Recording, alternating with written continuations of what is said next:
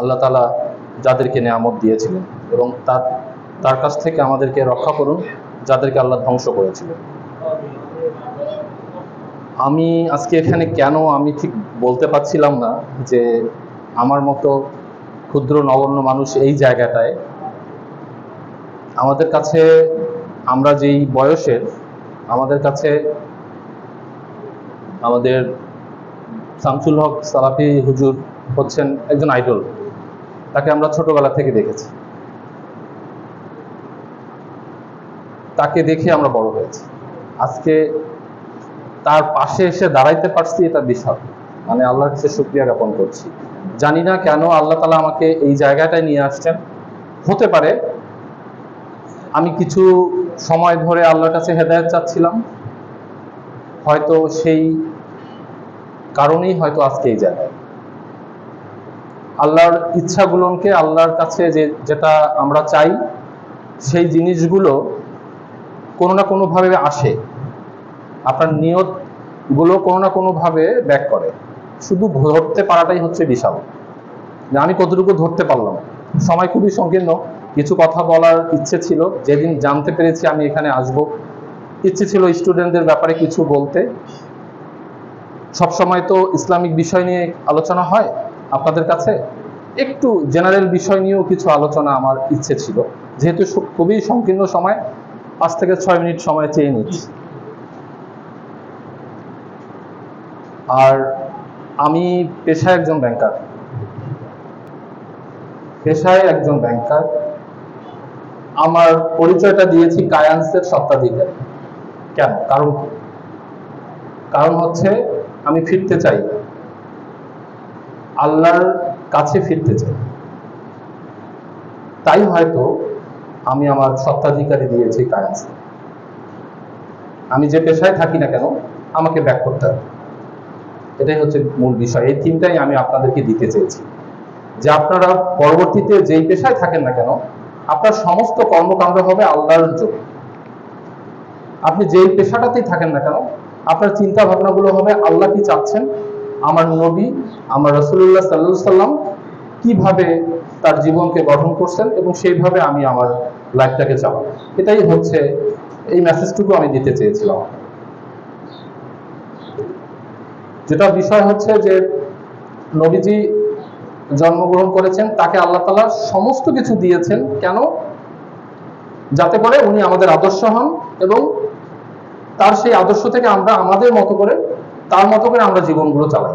কিন্তু তার যে সাহাবীরা ছিল, মেইন যে 4 জন সাহাবী ছিল, তারা এক একজন এক এক বিষয়ের উপর পারদর্শী ছিল। কেউ ধনী ছিলেন, কেউ বীর ছিলেন, কেউ বন্ধু ছিলেন, কিন্তু নবীজি সবগুলোর মধ্যেই ছিলেন। এতে কি বোঝা যায়? এতে বোঝা যায় আপনাদেরকে চিনবে যে কোনো বিষয়ের উপর যদি আপনি পারদর্শী হন, তবে আপনাকে চিনবে। আজকে যারা এখানে প্রতিযোগিতা করেছে, এই প্রতিযোগিতায় আমি দেখলাম যারা ইংলিশে প্রতিযোগিতা করলো, তারা বাংলায়ও করেছে, তারা আরবিতেও করেছে। তার মানে কি, ও এটা দখল করে নিয়েছে। আর অনেকেই দর্শক হয়ে বসেছিল। তাহলে তোমাদেরকে চিনবে কিভাবে? তোমাদেরকে চিনবে ওইভাবে, যদি তুমি কোনো একটা বিষয়ের উপর পারদর্শী হও। নবীজি এই কারণে সমস্ত আদর্শগুলো তার মধ্যে ছিল। আর তার সাহাবীদেরকে আমরা চিনি কিভাবে? যে এক একজন এক এক বিষয়ে পারদর্শী ছিল। এই জন্য আপনারা যে জিনিসটা করবেন, যে নিজেদের পরিচয় তৈরি করবেন। নিজেদের পরিচয় তৈরি করলে আপনাকে চিনবে। এখানে গত 10 বছরে অনেক স্টুডেন্ট আসছে গেছে, হুজুরদেরকে জিজ্ঞাসা করেন কোন স্টুডেন্টটাকে তারা মনে রাখছে। নিশ্চয়ই এমন কোন একটা স্টুডেন্টকে মনে রাখছে, যে স্টুডেন্টটা নিজের আইডেন্টিটি ক্রিয়েট করেছে। তাই তো আপনারা যারা এখানে আছেন, যত বছর এখানে পড়াশোনা করবেন, নিজেদের আইডেন্টিটি তৈরি করেন, তবেই আপনাকে মনে রাখবে। তাহলে এখন ভাবেন, এই যে মাদ্রাসাটায় আপনারা পড়াশোনা করছেন, এখানে আপনাকে চেনানোর জন্য আপনার একটা আইডেন্টিটি তৈরি করতে হচ্ছে। তাহলে কিয়ামতের দিন আল্লাহর কাছে যখন যাবেন, তখন আপনাকে কি দিয়েছি? আপনি যখন ইন্তেকাল করলেন, কিভাবে আল্লাহ বুঝবেন যে আপনি ভালো কাজ করে আসছেন? ওই মানুষগুলো আপনার ব্যাপারে বলবে। ওই কবর যখন দিবে, তখন অনেকগুলো মানুষ আপনার ব্যাপারে বলবে। তখনই বুঝবেন যে আপনি ভালো কাজ করে গেছেন। তাহলে আপনাদের আইডেন্টিটি তৈরি করতে হবে, ছোটবেলা থেকে কিছু কিছু দায়িত্ব নিতে হবে। এই যে মাঠ, এই যে এতগুলো গাছ লাগানো হয়েছে, কেউ কি কখনো মনে করছেন আমি আজকে পানি দিই সকালে উঠে? যদি একজন দিতেন, হুজুর নিশ্চয়ই বলতেন যে ওই ছেলেটা তো অনেক দায়িত্বশীল। কেউ কি মাঠের ময়লাগুলো পরিষ্কার করতেন? কেউ কি নিজের টেবিলটা পরিষ্কার করতেন? তার মানে কি, আপনাকে কিছু দায়িত্ব নিতে হবে। যে যে অবস্থানে আছেন না কেন, দায়িত্ব নিলেই আপনি আর কখনো পথ থেকে সরে যাবেন না। আপনার আইডেন্টিটি আস্তে আস্তে তৈরি হবে ছোট থেকে। যারা ক্লাস 1-এ আছে, ক্লাস 2 এর স্টুডেন্টরা 1-দেরকে চেষ্টা করবে তাদেরকে বোঝানো, 3-র স্টুডেন্টরা 2 স্টুডেন্টদেরকে বোঝাবে, এইভাবে টপ টু বটম জিনিসগুলো আস্তে আস্তে বোঝাবে, তবেই আপনাদের মাঝে সেই জিনিসগুলো আসবে।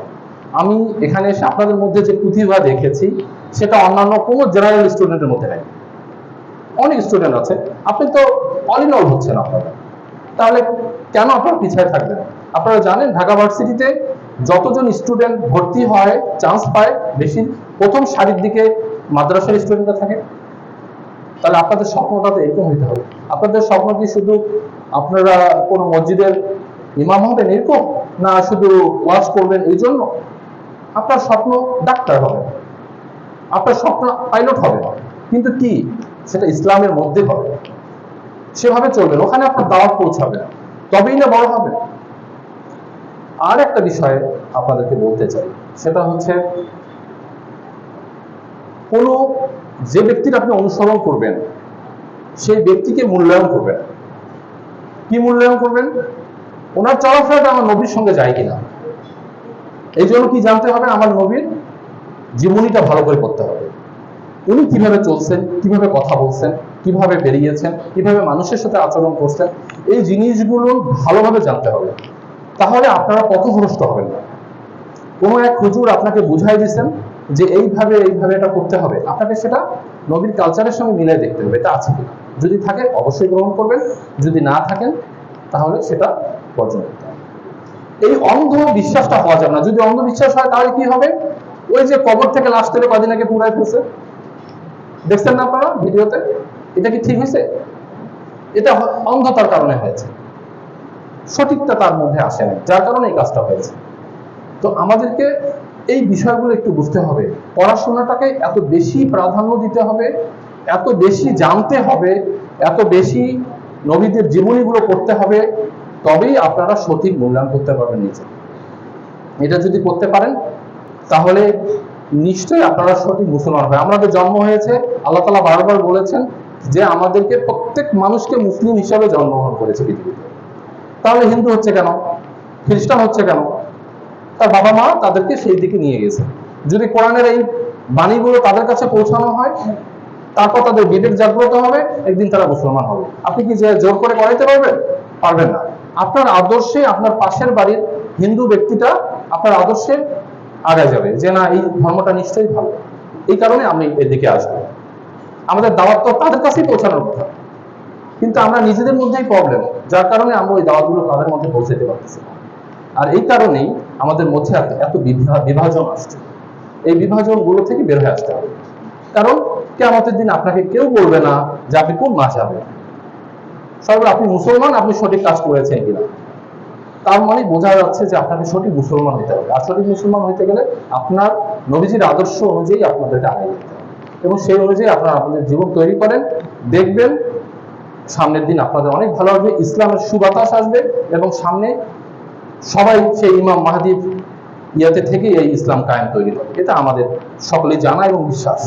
তো যার কারণে আমার অনুরোধ আপনাদের কাছে, আমি হয়তো দু একটা মেসেজ আপনাদেরকে দেওয়ার চেষ্টা করেছি।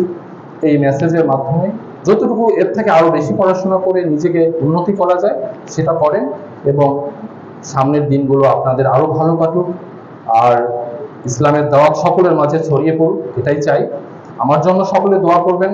আমি আপনাদের একজন টিচার এখানে আছেন, ইরফান বিন একিম, তার দাওয়াত তার মাধ্যমে হয়তো বা আপনারা আমাকে চিনেছেন এবং আপনারা আমাকে দাওয়াত করেছেন। আমি আল্লাহর কাছে দোয়া করেছিলাম যেন আমি আমার যতটুকু জ্ঞান, যতটুকু পড়াশোনা, এটার জন্য আমি মানুষের মাঝে বিলাই দিতে পারি, সমাজের উন্নতি করার জন্য কাজ করতে পারি। সেটা হয়তো বা আজকে সেটা একটা শুরু, আগামীতে যেন আরো ভালো কিছু আপনাদেরকে দিতে পারি এবং সমাজকে দিতে পারি এবং পৃথিবী